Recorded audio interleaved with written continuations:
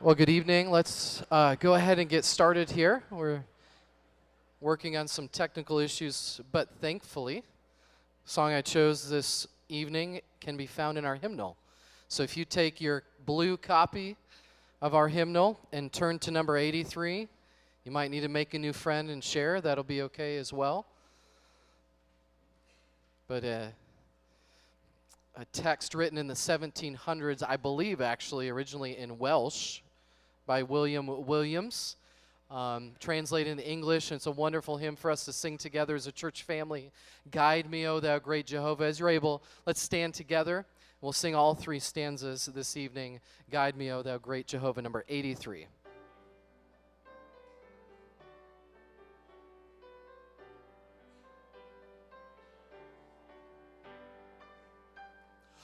Guide me, O thou great Jehovah, pilgrim through this barren land. I am weak, but thou art mighty. Hold me with thy powerful hand. Bread of heaven,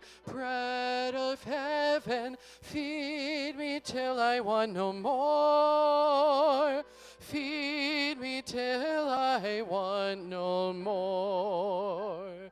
Open now the crystal fountain whence the healing waters flow.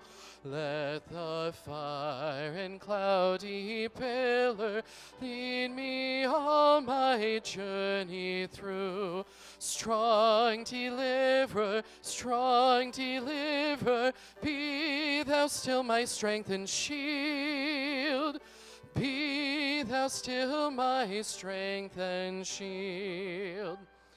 When I tread the verge of Jordan, bid my anxious fears subside. Bear me through the swelling current, lead me safe on Canaan's side. Songs of praises, I will ever give to thee. I will ever give to thee. And thank you. You may be seated.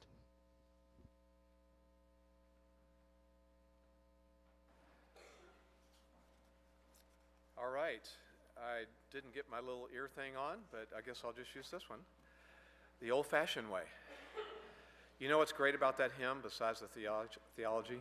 Anybody want to venture a guess? You got to read my mind. Ken Klein ought to be able to answer this. What's great about that hymn? Great bass line on that hymn. It's a really fun bass line to sing. So even though I was a tenor most of my life, when I sing a song like that, I switch to bass. I do that. Well, thanks for being here tonight. We have a few slides we may or may not be able to utilize, but that's okay. As you know, this past Sunday, we gave an overview of the possible expansion plans here at Twin Cities, so we're not going to go through all of that again. And obviously, normally we would choose to do something like that on a special Sunday evening service or a Wednesday evening service, but we realize it's such a major event facing us and a major project that it deserved the attention of the whole body as much as possible. All of us need to understand the urgency of our current space needs, and we all must be committed to praying for this project, and we all must be committed to giving toward it so that we can move forward if that's what the Lord desires of us. So we as elders, we thought about it, and we prayed about it, and we did discuss it and decide that Sunday morning was really best for that. So we didn't want to completely take an entire Sunday morning, and we wanted to preserve the basic elements of the service and not detract too much from it, and I think we accomplished that. We had the major elements of the service this past Sunday and then took the end of the service to present the plans to you. So tonight we're going to answer as many questions as we can. Honestly, we may get through all the questions tonight and we may not, so if necessary, we'll do this again on the last Wednesday night of the month, June 29th, if we need to, and that's certainly fine to do that. But thought we'd start just by reminding you, do we have slides or not? before I say what I'm about to say? Thumbs up. All right. 2 thumbs up. I saw one over here too. So 2 thumbs up. We do have a mission statement as a church. It's actually on our website, but it's probably one of those things you never fish around and read. So we thought we'd just present that to you. And it's something that we tweak every few years, the wording of it, but we actually have a mission statement. Twin City Bible Church exists to glorify God by equipping his people to be lovers of truth, followers of Christ, and instruments for biblical transformation locally around the world. Of course, biblical transformation would be related to the gospel and the proclamation of the truth.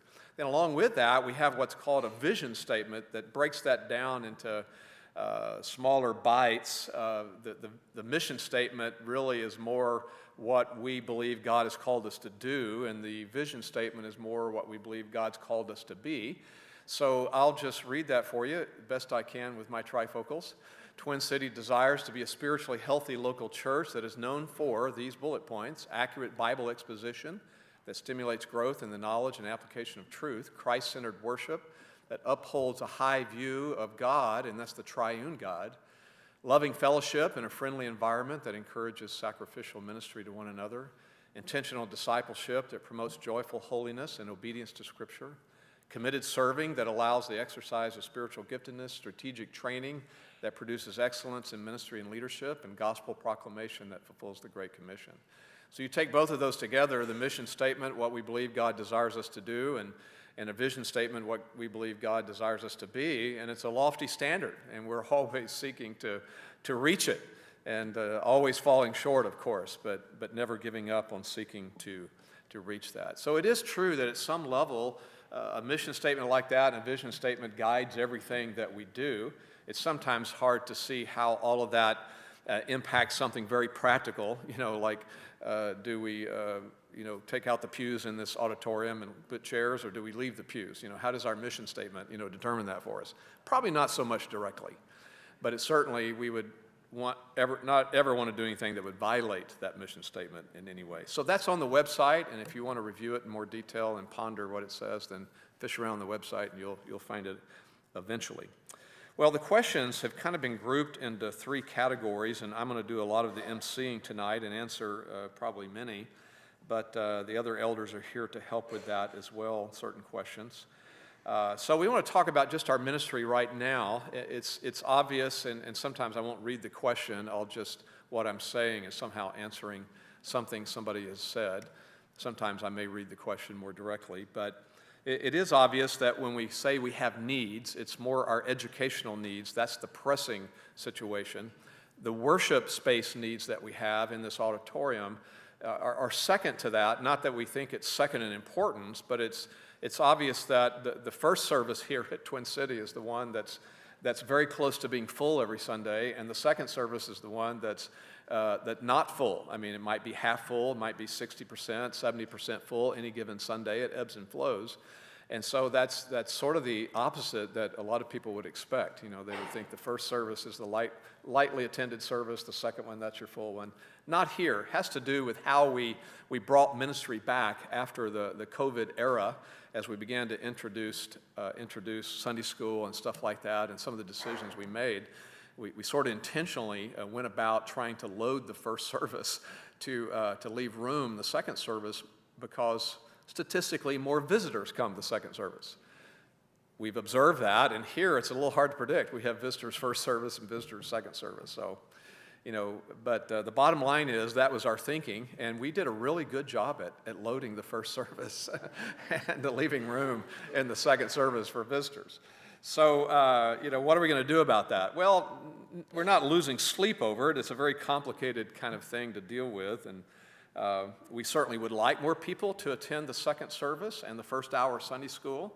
And so we don't have any trouble asking, folks in our church to maybe consider switching to spread things out a little bit more, so we have more room in the first service, because it's pretty full in here sometimes. But we don't want to be too legislative about that, but we certainly can appeal to you to consider that. At the same time, there's a natural dynamic that's going to happen over time, that if new people are coming and the first service is a hard place to find a seat, they're going to at some point be thinking, well, let's try the second service, and they'll find room. And so some of that is going to happen naturally, we think, and then as visitors do come second service, and more new people become a part of our church, they may very likely come to the second service as well. So we think naturally, hopefully it'll start to fill up more of the second service. But anyway, if you want to consider helping with that and attend the second service, then you'll find more room there. So think about that. But other than that, we're not doing too much about it right now.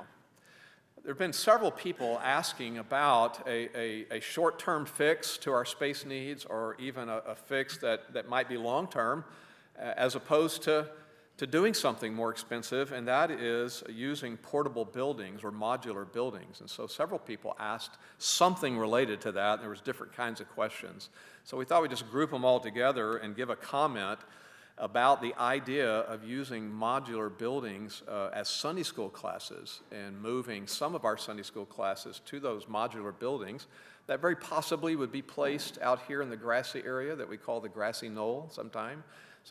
I call it Central Park, but that big grassy area in the middle there, it would be where we could consider putting some modular buildings. So we have done research on that to find out how much that will cost. I think the first impulse of people is to think that, as it was for me, to think, for all of our elders, to think that that would be an inexpensive fix maybe, at least in the short term. We might be able to do that for a year and alleviate our space and space problems, and move some of the classes out there, maybe the adult classes, free up more space here, so on and so forth. So we did gather some information on that. I think John probably has a more accurate way to answer that than I do. So can you tell us what we have found and what those would cost?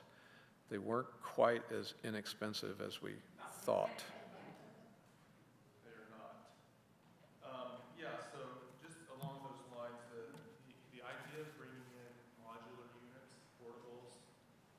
Property is something that we have looked into.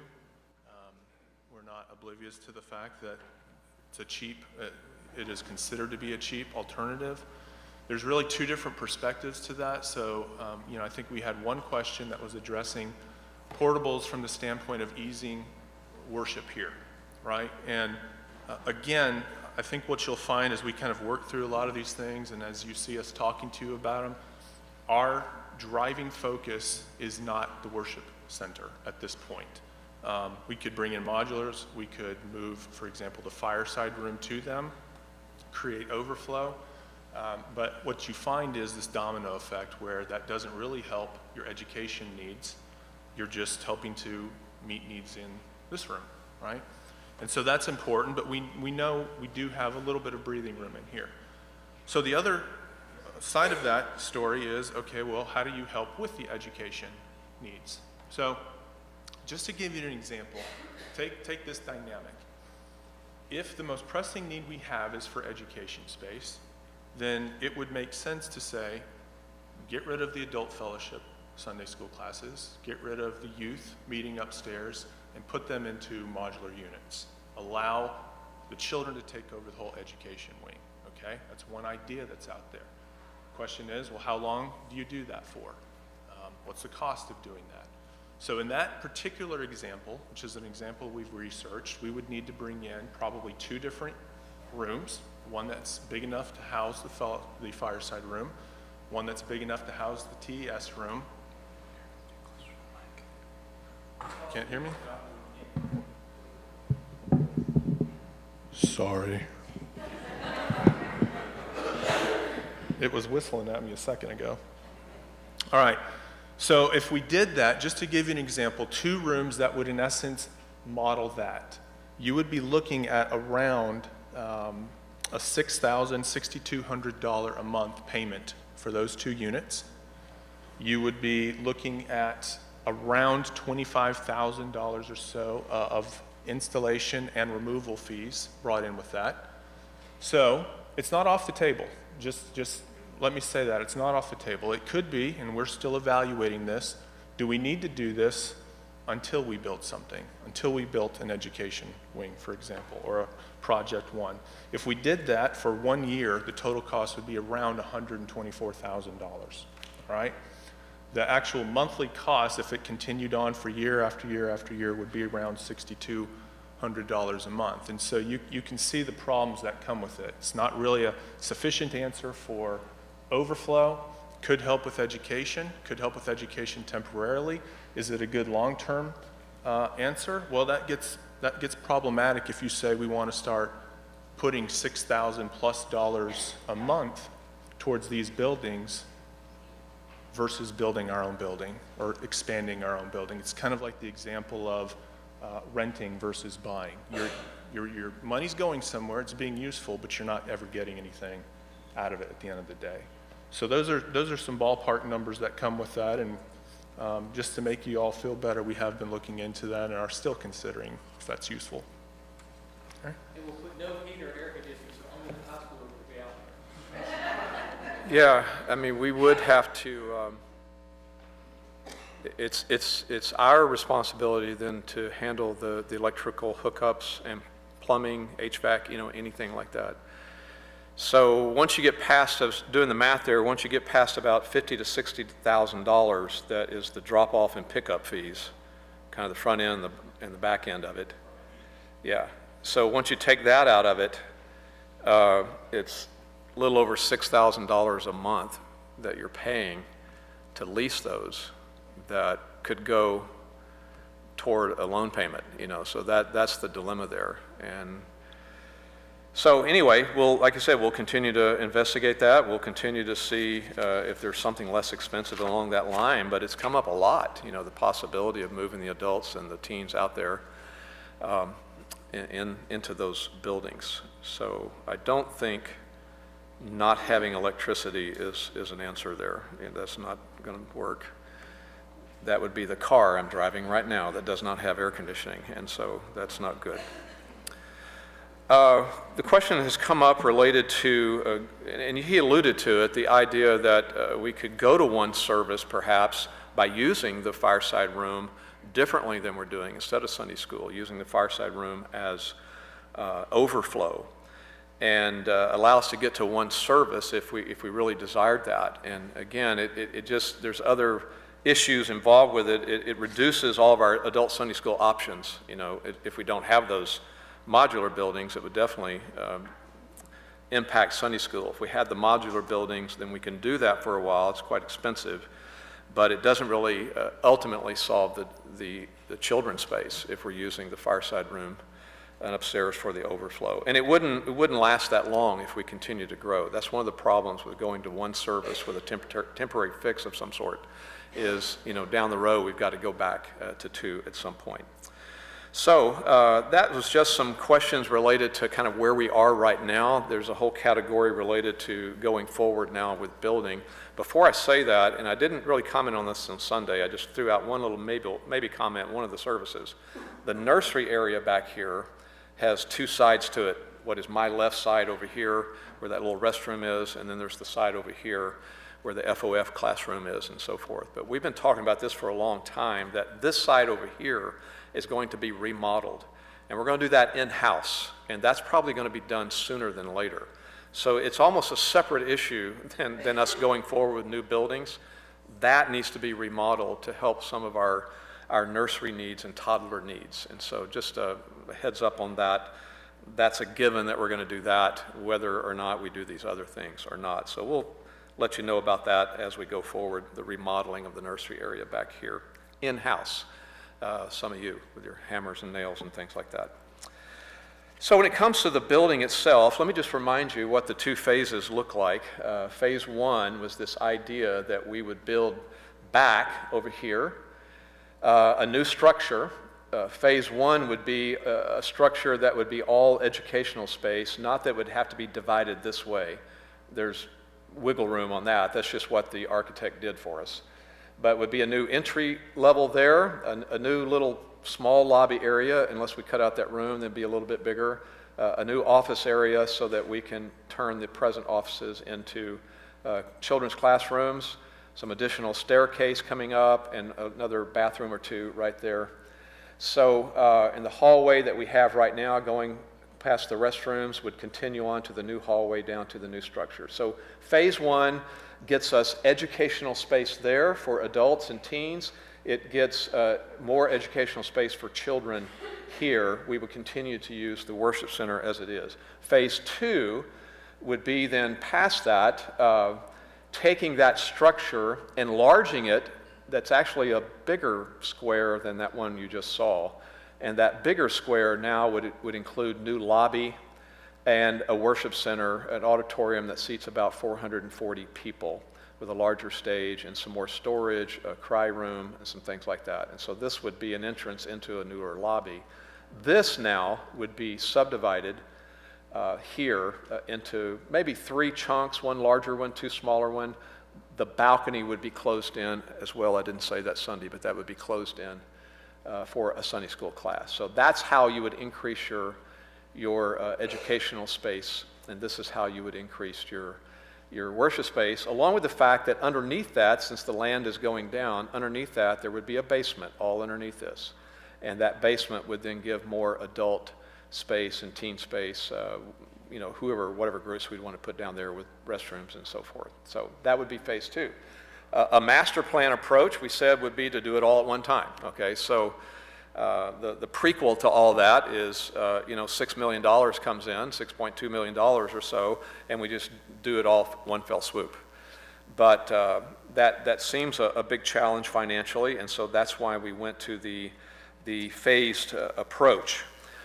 It has been asked more than once, is there a way to build a bigger worship center than this one so that once again we could go to one service? And yes, there's a way. I mean, we could make this bigger. It could come out further and so on and so forth. And the issue that comes onto play there is that there's a limit to how many we would be able to minister to in that. We can't just build it as big as we want. For example, the city enters in on this. There are code issues as far as parking goes. And so all things are put together to consider what's the maximum, size of a worship center you could build. And so when we began to plug all that in, we realized that it was a bit of a pipe dream, really, to build a really large worship center that seats much, much more at one time when our parking would not support that approach. And so we're going to say more about parking here tonight, no doubt, but nevertheless, the answer is we could do it, but no, we can't. We can't do it, okay? What are the reasons then we're doing this phased approach? Why take the approach? Why not do it all at one time? Get the auditorium, subdivide this, have the basement. We meet all the needs at one time. And obviously, it has to do with money. The phase 1 approach is something that we can do now. We've been approved for the loan that would do that, along with some cash that we have. And so when we say we could do it now, it doesn't mean like next week, but the first part of next year, possibly the first quarter of the year, we could start on that if the church approves it, if you approve it, and so forth. So financially, it is feasible for us to do. If we waited until we just raised the money we would need, because we can only get a loan for so much, if we tried to raise the money then all for the rest of that, the Lord can certainly do whatever he wants, but we're talking raising, $4 or $5 million, and that could take a while. And so that doesn't help us right now. We have space needs right now in education. So phase 1 is something we can afford right now. Phase 1 gets the education space we need, which is our most pressing need, and the phased approach allows us then to still start raising money if we can do that, for then building that auditorium in the future at another time. So after much prayer and discussion, that made the most sense to us. And so when you vote on August the 7th, that's what you'd be voting for, is whether you believe that we should finance it this way with that loan and then raising whatever money we need, and if we should do this phased approach with phase 1 as you see it there on the screen. Now, some questions about that phase 1. It sort of connects with our philosophy. We're putting a lot of emphasis on education here. That keeps coming up. It's our number 1 need, we say. And yet, we don't deny the fact that the worship time on the Lord's Day, the corporate worship gathering, that's important. And so there certainly are churches that would look at this and just say, well, we're just going to build the auditorium. That's the most important thing. And if it means we need to cut out Sunday school and trim that down and not have that, then that's part of our philosophy. But here, our philosophy is that, well, we believe the worship is significant. We can continue doing what we're doing. But we believe that Ephesians 4 and other passages, really demand and compel us that we put emphasis on the equipping of the saints and whatever we can to do that from Sunday school on up. So we do believe the Sunday school system and the resolved ministry and the devoted ministry and the FOF class and the counseling training classes and some new classes we want to start, all of those are important for the equipping of the saints, and they are a very important complement to our time on the Lord's Day gatherings as a church.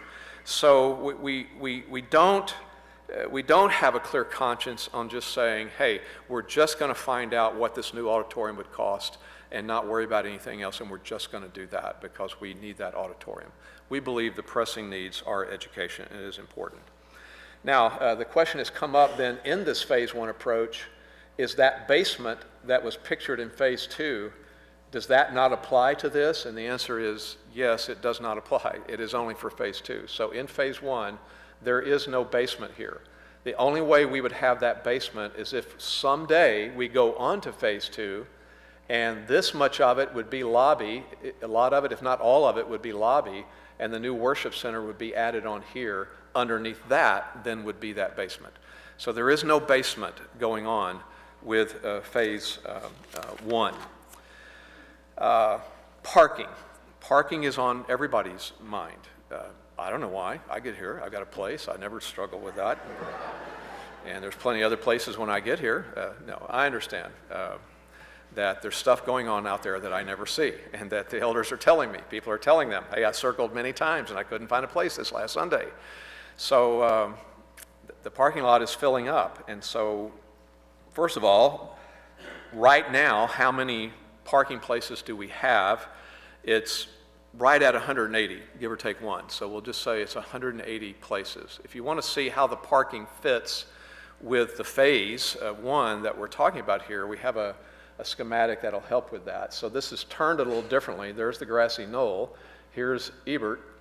Here is our auditorium that we're in right now. Okay, so there's the educational building. Here's the proposed Phase 1 approach sticking out now that way. So this is our parking. This is gravel parking here, as you know. This is grassy area that will someday need to be parking. And this grassy knoll could also become parking. We're just sort of trying to hold on to that as long as we can, frankly, until we need to give it up for parking. So that's the way the parking is right now, and that's what the building will cover up. We will lose technically it's right at 16 parking places with Phase 1. So it's a little less than 10% of our parking places we will lose. Phase 2 actually included in the estimate even more of the parking being developed. So we've got to revisit that a little bit for Phase 1. Phase 2 is actually going to gain 45 spots and a potential of even adding another anywhere from 30 to 75 places, depending on what we develop. But estimates for paving and parking are just part of the numbers that's been given to us as we have priced these phases, especially Phase 2. Phase 1, we are still talking about the need to get some parking right now. Wes has a little bit more knowledge, I think, of the parking. Wes, could you comment, tell us what you know about parking? Do you know anything about that? I think you do. I think you answered. Oh, I answered it. Well, then tell him I was right than what I said. He was right. He was right. No, what we would try to do is pave the gravel area as part of Phase 1. We have a fairly decent site work contingency, so it's more or less an allowance we put into the budget for Phase 1. It's a pretty healthy budget we put in for site grading or site work. It's not going to take much for the building, and so we can dedicate hopefully most of that to some parking improvements. We'll pave the gravel area, and hopefully by striping it, we should be able to optimize your spaces, because you park out there now, you might be taking up 2 spots. And so we'll stripe that, and we'll see what we can do which direction to the little grass strip down by the house here.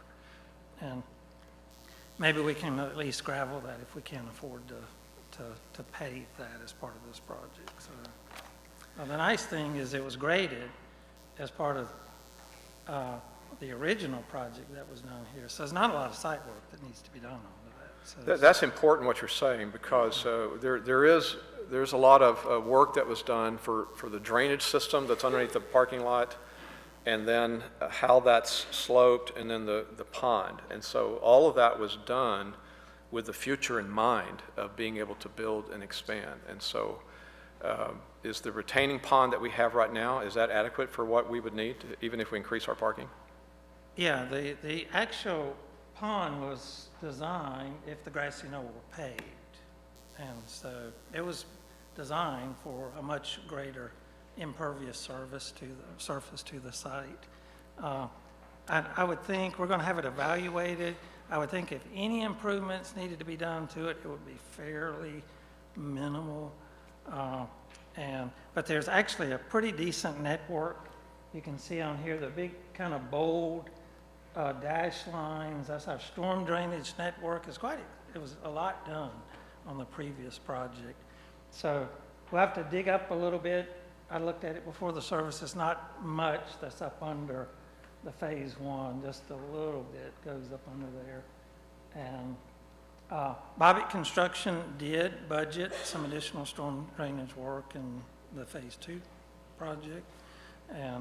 But I really don't think we're going to have to do anything to the pond. And really the purpose of the pond is it's actually, because when you do, you take a forested area, runoff is a lot slower from a forested area or even a vegetative surface. And so when you pave it, 100% of the water runs off. You put roofs up, 100% of the water runs off. So those ponds are, the water is supposed to drain out of them over time. So you try to limit the runoff from your site to pre-development conditions. So that's what the city will look at. And so we basically slow the release of the water down, we hold it back, and it just releases over time. So that all that's been done when we expanded and put parking on the parking lot, we had the future in mind. We are going to clarify what we can do now in phase one with this grassy area over here, even if it is just gravel, what the city will allow, what they'll require from that, and then this will be paved. But to get more parking places, and we're losing 16 here, then yeah, that's important to us. You know, what do we need to do to get some more parking places now? Yeah, please. This is a time too where we do need to have people start thinking about, like I can think about my family. Oh, thank you. We have 3 people, and sometimes we have 4 cars here, it seems like. But, so we do need people to start, it's part of our missionary outreach to create some more parking spaces. So if you can consolidate some of the driving, even the Williamsons, then we should. Because people are having a hard time parking already. So I just wanted to put that in there. We're going to talk more about that as the year goes on. We just need to think about that. There's not a parking deck out there. Yeah, and that is an issue that has come up in our discussions a lot of how many, because they have a formula, you know, when they determine how many parking places you need based on how many people are on the campus, and it's something like, you know, 1 car per 4 people. And we look around, and there's a lot of cars with 1 and 1.5s and 2s, you know, things like that. And so again, the Williamsons are not the only ones who need to come clean. It's happened in the Hardy household as well, and probably families that have teenagers, you know, there's more than 1 car coming and so forth. So yeah, we're all going to have to do our part, try to limit the number of vehicles on the campus, even as we try to utilize our campus and get as much parking as we can. We don't want parking, as important as it is, it's not going to be the final thing to say that, well, we just can't do anything because, you know, parking's a problem. We're going to have to find ways to solve that with the property we have, but we still have to go forward to solve the other needs. So we'll let you know what we find out about this area over here as soon as we find that out. Like I said, like he said, phase 2 had a lot more estimates in it because that was the original phase when we were working with the builder. There wasn't a phase 1 and phase 2. It was just all of this, the new worship center, parking, subdivide this building, all of that was part of the plan. And so there were estimates given on how many more parking places we can get, up to 75 more, let's say, and that was built into the price and so forth. But now that we're only going to do part of it, phase 1, we have to revisit, what that's going to mean for parking right now, and we'll keep you updated on that as much as we can. As we go forward, as you know, we have chosen a company. It's BGW. That's acronym or the initials for Building God's Way. They're a national company that we've been very, very impressed with. It's really a totally different approach than what we took when we built this new lobby and the bathrooms and did the parking before. That was more of a traditional approach kind of thing, and with a local contractor, and we didn't have a whole lot of freedom with the vendors that were chosen and the subcontractors and so on and so forth. But this approach is different, and so we like them for that reason. The builder that they are using is called Bobbitt Construction. They are over in the Raleigh area, and so it's a major construction term over there. But they are very, very flexible with us. They are willing to use whatever current suppliers we have. If we have certain vendors or suppliers that we're partial to, if there's some particular company owned by somebody in the church and they want us to give them special look, that kind of stuff, they're very, very amenable to that. They work with churches. That's what they do. And so meetings that we've had with them have been very, very different than what we was in the past. It was a very encouraging time and a time of rejoicing over the gospel and our mutual love for Christ and all of that. So we have appreciated them.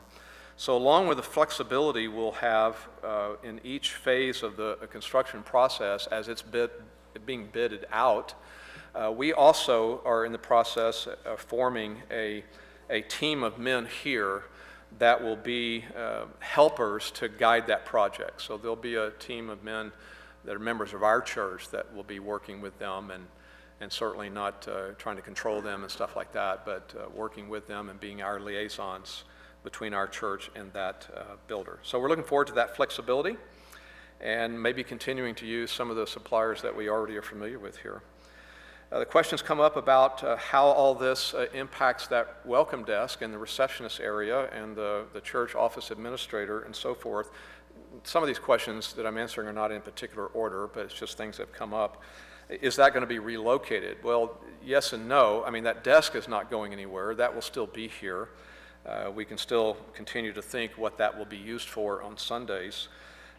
But more than likely, a smaller, since there's a new entrance going to be back there, a smaller sort of welcome kiosk and welcome desk will need to be created in there for new visitors to go to and find directions and so forth.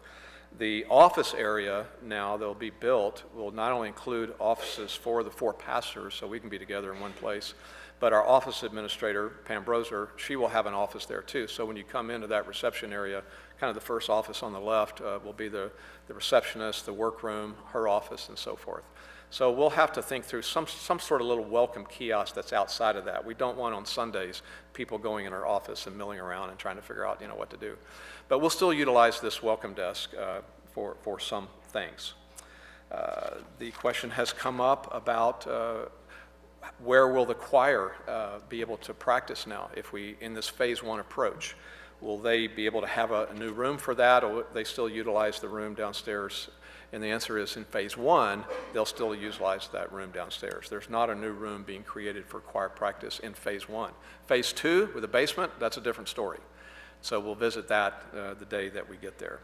And just one more question about phase 1 that came up. I'm trying to move on to the finances as quickly as I can. And you saw the artistic drawing of the lobby, and you saw the cafe there, and you saw the barista guy or whatever he's called, and man, that looks like he's making lattes and pour over coffees and all kinds of special drinks and things. How much are they going to cost and so forth? Well, that's just an artistic rendering of the lobby. We don't know that we're going to have all that, but the architect was just enjoying creating a really special look for what that's going to be. So no, we're not going to literally, that I'm aware of, create a cafe, inside the thing. But we'll figure out how to subdivide the lobby, I mean, how to lay it out and how to get the most use out of it if we're able to build it. Phase 2, if we ever get to that or do it sooner than later, and we build that new worship center, is there a balcony? And the answer is no. There's not a balcony in that. It is just a floor that's giving us, like I said, this is 275 seats. This room will be 440 seats, and so 2 services, that's a lot of people. Again, we could build a bigger worship center, but the question comes, you start making it bigger, and now you're having to also meet demands and codes that the city requires as far as number of parking places. I mean, we meet the code. I mean, their code is 1 car for 4 people. Well, we don't have any problem meeting that right now, but there comes a point where, well, if you've got that big a worship center, now the math enters in and you don't have enough parking places for that. So we've got to be careful about that. The question has come up, where's the baptistry in here? And it's a good question. Again, keep in mind that this is really architectural and artistic rendering. We'll have to get very specific whether we like the way it's laid out. I mean, we do like it more or less. But there's 3 choices about the baptistry: that we would find a way to do it in the back wall, just like we do here, or we would do what many churches are doing now, and that is they have a portable baptistry that they bring out onto the stage. I've been in several worship services recently around different parts of the country, and that's what they have. They have a freestanding baptistry that comes out, and people walk up into it, and there's one version of that where the pastor actually stands outside the baptistry and it doesn't get wet.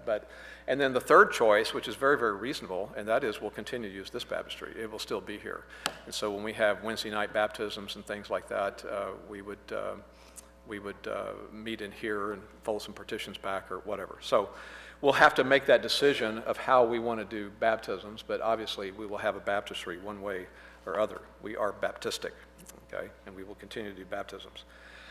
Is there going to be an elevator installed anywhere in here? And the answer is likely not. They're expensive. Years ago, when we were talking about a bigger lobby than what we have, and it going down all the way in front of the educational building, the original lobby went down that far, then there was an elevator to be in there that would go up to the 2nd floor of the fireside room. And we don't see that happening. They're very expensive. They're anywhere, from $150,000 to $200,000 for an elevator, but we don't think there'll be a need for it, really. But the new worship center is going to have a ramp that will be adequate for that, and there will be ability for anyone to get into the lower levels or the floor level, the classrooms that are being here and so forth. So we just don't think there'll be a need for that elevator when it's only trying to get people up to the fireside room, which would not be where they would be going likely.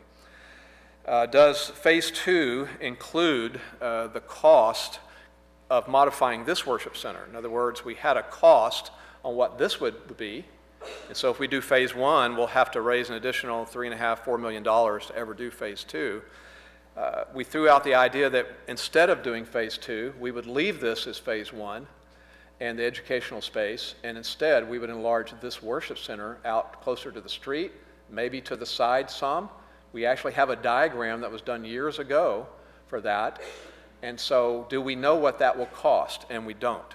And so we would say, well, we're raising money for the new thing. We have been told that it's likely this will be a less expensive approach than that.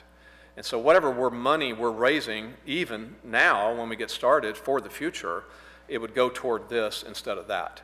And so either way, the money's needed, but we believe this will be less expensive, and so we might choose to do that. How many seats would we get in here is a good question. And we've had a diagram made of what the outside would be, how big it would be, but an architect has not then taken it to the inside schematic to give us the seating. That would have to be done. In an unofficial way, I walked around and did measurements with a tape measure and walked around out there and did my Boy Scout steps and all that kind of stuff, and came in here and figured out how many seats are per row, how much square footage does that take out. And so I did the math and put in a bigger stage for us out there, and still was able to get, in a very unofficial estimate, at least 100 more seats in here by expanding this worship center. I was told by somebody recently they thought it would be more than that, but I would say at least that, to increase this to 375 if we expand it out the front there. Let's see. Moving on to finances in just a second, very important. If we expanded, last question here, if we expanded this someday instead of doing that, we've talked a lot about a need for a bigger lobby. We call it third space. It's very important. We're enjoying our third space right here. This is where people fellowship and move and all that. If we never do this down here and never get that bigger third space, and this stays just phase one educational space, and we enlarge this worship center, what about the need for new third space? And our answer to that is very likely we would go back to that plan from years ago and finish this lobby across the front of the educational building, which is a really nice lobby. And so that's where we would get our third space at that time. Don't have a price on that just yet. All right, we want to answer some questions related to the finances. And again, if we don't get them all done tonight, then we'll do it again. But questions about the interest rates. We've been approved for a loan. I want Jay to come talk about that, the loan that we've been approved for. What's the interest rate? Is it fixed? Is it variable? There's a lot of questions like that. What's the terms of the loan? How's all that work, Jay? Where are you? There you are.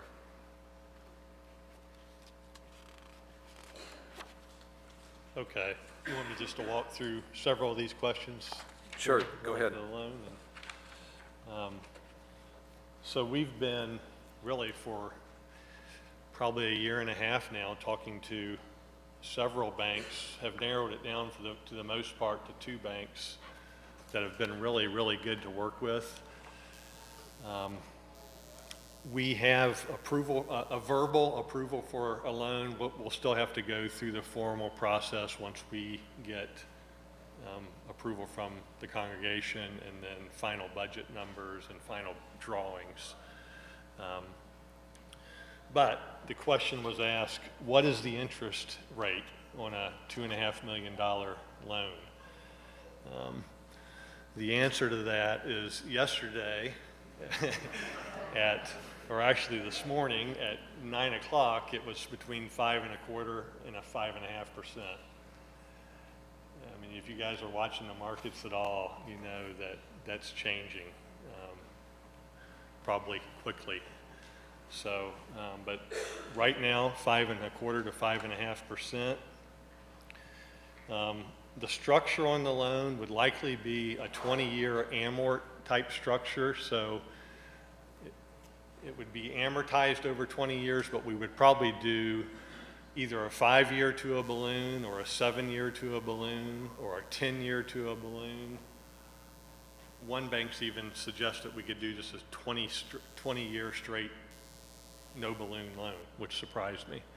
So lots of options on what kind of, how we would structure it, but it would be, all of those would likely be a 20-year amort.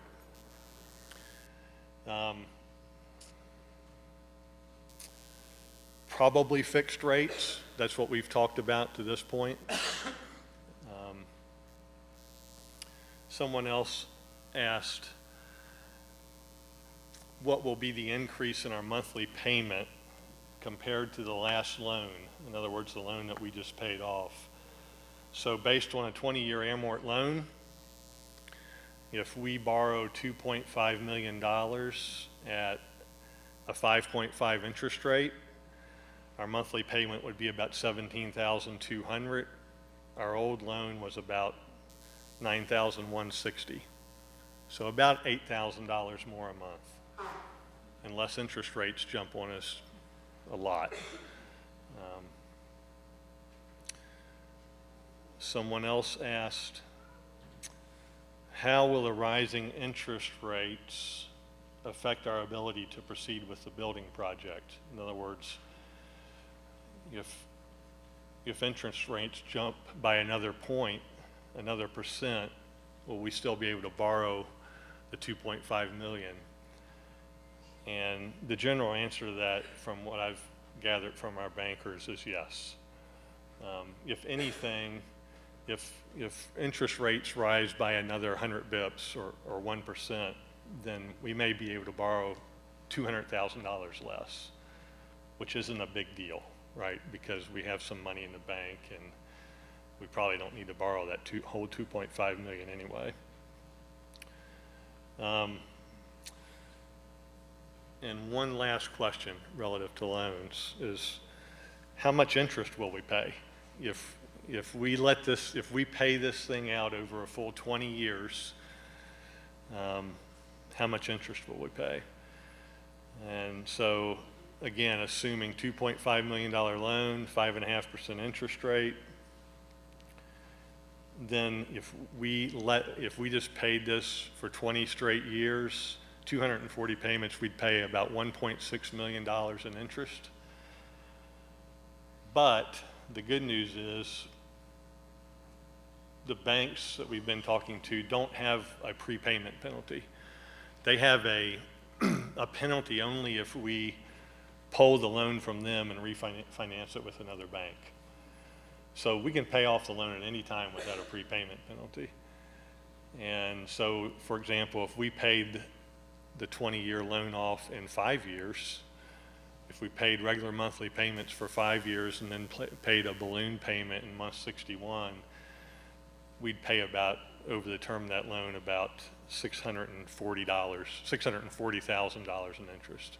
Or if we paid it off in 1 year, which I like to think about, we'd pay about $150,000 in interest. Okay. All right. I think I've got all the. Control the economy of what the interest rates are doing, but it could cause us to consider or being approved or us choosing to borrow 2.2 or 2.3 instead of 2.5. That could happen. And so we realize that. I think that, some of you might be encouraged to know that there's been preparations for some of this for a long time in the budget. John, could you explain that about the rainy day fund and some things like that? What's been going on behind the scenes now for a few years to help us with all this? I don't think I knew you were asking this question. So we have anticipated this need for a while now. And so Brent and I, in dark alleys, building the church budget every year, have really started inflating heavily our rainy day fund. So for those of you who don't remember, when we do our budget every single year, we talk about a rainy day fund, which is purely that. It's savings. It's rainy day. We literally budget to put money away like you do in your own savings account. And so we started inflating that. Every year we've been inflating it more and more and more, and we're just pocketing cash. So that's where some of the money has come from for some of the projects that we've done around here. This is why when we say we have money, the previous loan was $9,200, and we say we can take care of an $18,000 loan. We have the money. We've been putting that away to be able to do that. And, there was a question just related to, well, why not go ahead and ask money from the church, start building a down payment? And one of the reasons we don't feel like we have to do this for this particular loan is because we do have that money. We have that rainy day.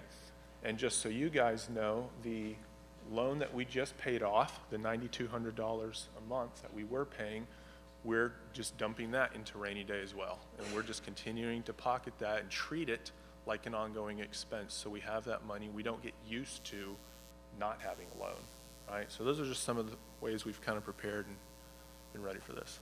Since you're very familiar with the budget, this new payment that could be, $17,000 or so, you have budgeted already for that to cover that. Yeah, you won't see it on our budget presentations. You haven't seen it in the past. You'll see it in the rainy day fund. You see this pile of money being stockpiled month by month, and that's kind of where we're putting it right now. Well, another way to ask that question is, with the giving that we have and the Lord has blessed us with, we are able to cover that loan payment, is the bottom line. Yeah, that people are asking. That's the bottom line. When we say we want to do phase one, we think we can do it with a bank loan. We're honestly saying the church can pay for that out of the current budget and current way the Lord is blessing us and the way the Lord is taking care of us right now. Yeah. Good? John, can I ask, on a Right now, we bring in about $88,000 a month, and that is higher than we've budgeted for. So every year we budget. We always budget a little bit of a surplus, trusting the Lord that He's going to grow our ministry. Every year I've done that. Been a part of our elders doing that. He's exceeded it, and 88,000 is well above what we actually budgeted for this current budget year. Okay. Yeah, it's very helpful, and we're so grateful to the Lord and how He's moved on all of us to keep giving so faithfully, and the banks look at that as well, you know. Another question about the finances has to do with the construction cost itself. You know, we're throwing out figures of what this will cost to do all this. Are those costs locked in? Are the construction costs locked in? And you can correct me if I'm wrong, and the answer is no, not literally.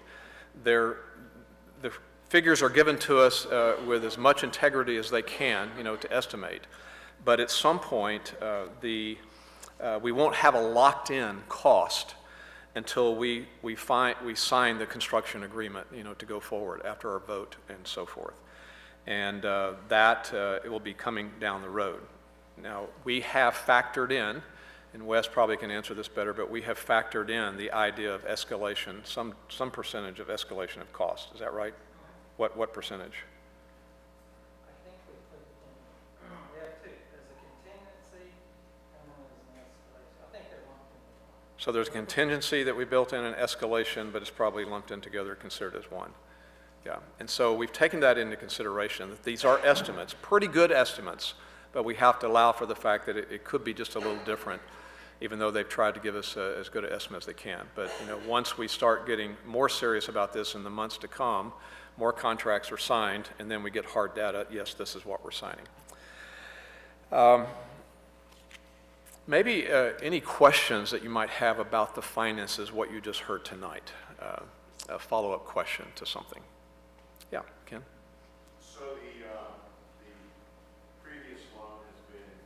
Previous loan has been paid off, yes. and so what is our balance in rainy day fund and cash that this pile of cash that we have? Well, in the building fund, there's like 2 or 3 different things. The building fund's around $35,000 or $40,000, I think. Yeah, so the building fund has about 30 grand left after we pay that. You might come up here so people at home can hear it, in Nigeria can hear what you're saying. I project. So the building fund has about $30,000 left in it after we paid off our loan. Our rainy day fund has about $187,000 in it, I believe, give or take. Our general fund has, Brent, 300,000? Maybe just shy? Maybe 250 in our general fund. So those are the 3 funds that we have available that we can use. We actually have a lot more than that, but you know, you have designated funds and things that have been committed for other projects.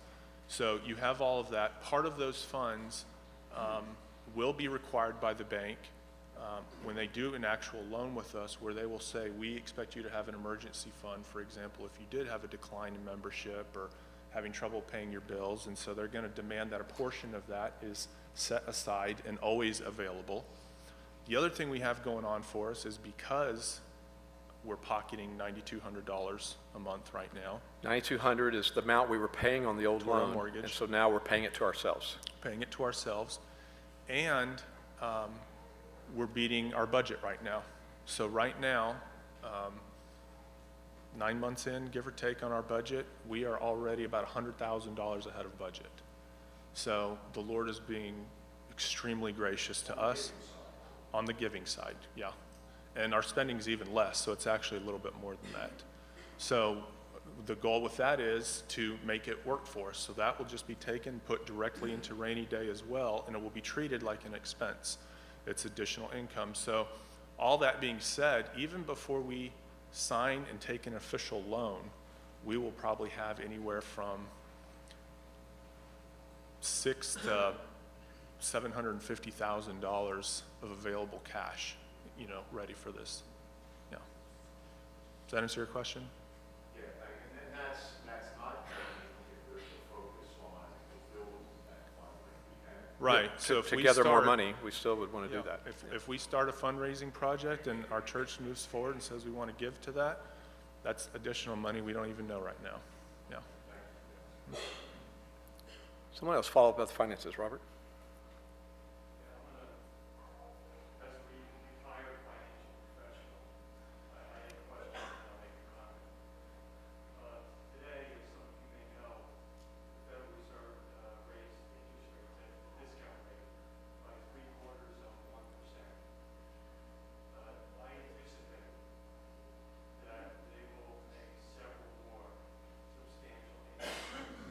And the interest rate.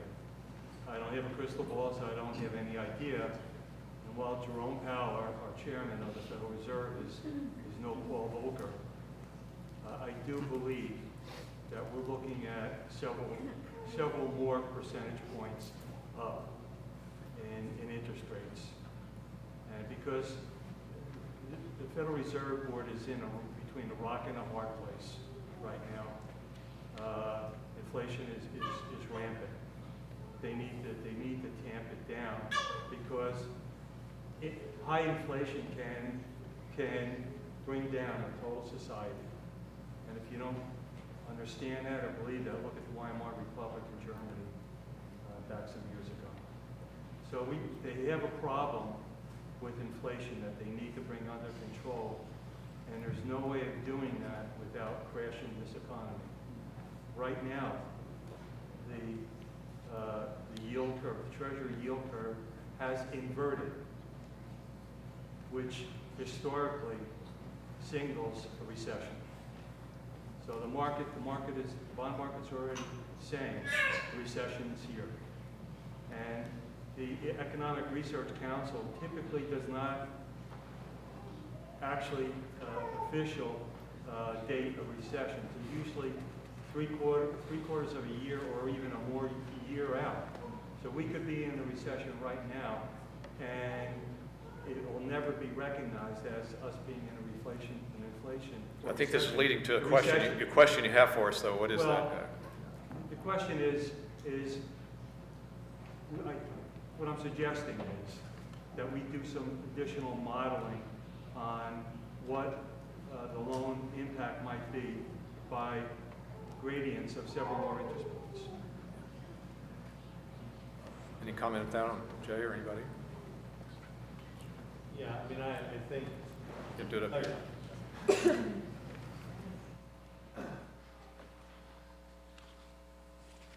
I think I took a look today at what our payments would increase, I think what, 17,200 at the 5.5 rate. If we go to 6, they jump to about 17.9.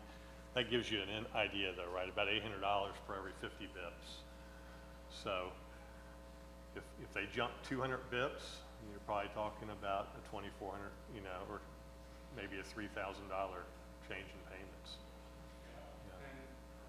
At some point, the question is, is there a point in the future where that might become a problem financially? If we wait too long, yes.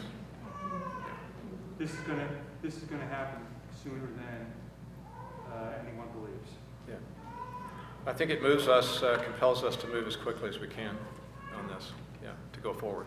Yeah. Trust the Lord for how He'll continue to meet our needs. Yeah. Yes, we're about out of time, but one or two more. You touched on the voting process. When we go ahead and vote on this, will we be voting on phase 1 alone or the entire project? Yeah, good question. The vote itself, will it be on phase 1, the whole approach? John asked a question about that today and has a proposal for that. There's two things we have to vote on. One has to do with the loan. So there may very well be two things on the little ballot for you to check yes or no on. One would be the loan itself, is that right? And the other one would be this phased approach. And so in one sense, you're voting for the whole phased approach. I mean, technically, the only one we would be doing would be phase 1. But the idea is that would be toward the goal of hoping to do phase 2 someday. if we can raise the money. And so we'd want to start asking people to give toward that soon, immediately. So would that be a good way to say that you're voting on the loan and the phased approach to this building? Yeah, I mean, we're talking about something different. The general idea is, according to our church constitution, if we have a large monetary expense, the church is supposed to approve it. It's one of the 3 things I think that we actually vote on as a congregation. And that's you affirming, do this, spend this money, we're going to be given towards it. The church can pay for that out of our current budget. So the other way of thinking is saying, okay, you would approve that or not approve it, but then possibly on that ballot, there would be another question that says, and are you planning to give and work towards this phase 2? You know, because that's what we need to know. If we're going to keep fundraising and moving forward, looking for phase 2, we have to have your affirmation that you're going to give to it, you want to be a part of it, you're excited about it. And if nobody is going to commit to giving to phase 2, well, we're going to have a problem with worship space sooner than later, you know, but we need to know that because we only move forward. Your giving is really the vote at the end of the day. And so it would likely be a split ballot. I will say this, as we continue to tweak this wording, we will get that out to you ahead of time. So you'll know what that ballot is going to say. So you're not seeing it for the first time on that Sunday morning going, okay, now wait a minute. What is this second box for? We'll solidify that, you know, how that's going to be worded, and then get that out to the congregation so you've got time to see it and think about it, ask any questions about it. Yeah. All right, well, thanks guys for being here. We covered as much as we could and more than I thought we could.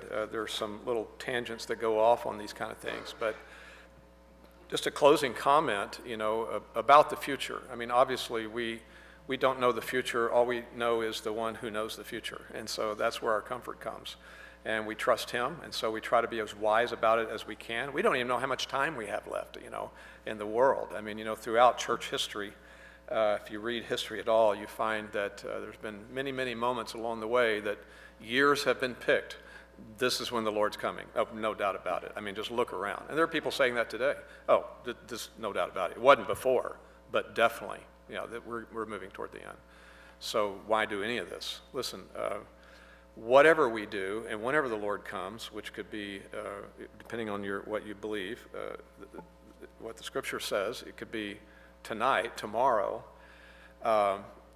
you know, whatever the Lord has in store in his redemptive plan, that's set. And whenever it is, we want to be found faithful. We want to be found courageous, faithful, trusting him, a testimony to this world that we know the gospel wins, and we know his kingdom wins, and we're part of that. And that's exciting. And so, yes, there's wisdom necessary along the way so that we make decisions that glorify him and that are pleasing to him and are wise. So continue to pray for us in that. And so there's a few of these things, like the particulars about the parking in phase 1, how we'll word that ballot, watching the interest rates, what that'll determine how much we borrow, how much we don't, and so on and so forth, you know. And we'll be praying that the Lord will protect our church and continue to cause us to be found faithful, whether he comes soon or not soon, or we die today or tomorrow. It doesn't matter. If you have other questions and comments, then don't hesitate to send them to us, and we'll see the best way to answer those. But let's stand and be dismissed in prayer.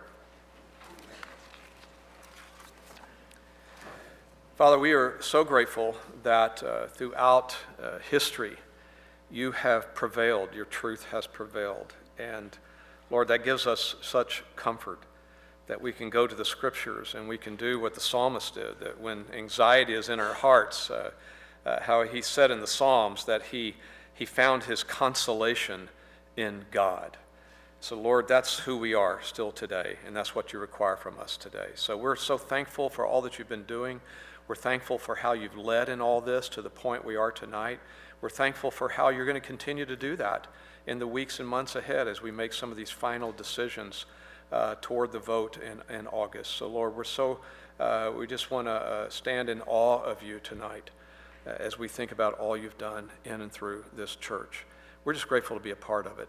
So Lord, keep us on the path that is pleasing to you in every way. Continue to bring people to us who want to hear the word of God and want to know what it says and what it means and what it says and how it applies to their life.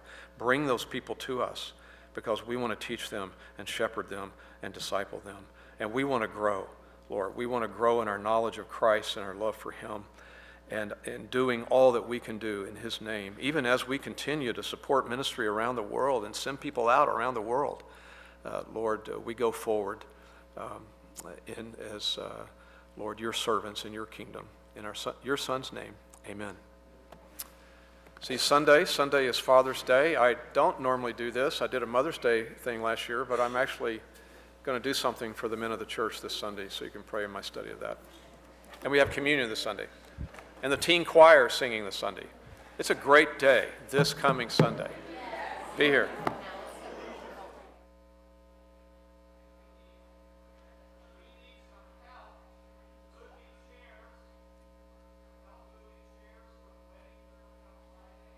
So Carrie George is in charge of that. She is right here. Right here.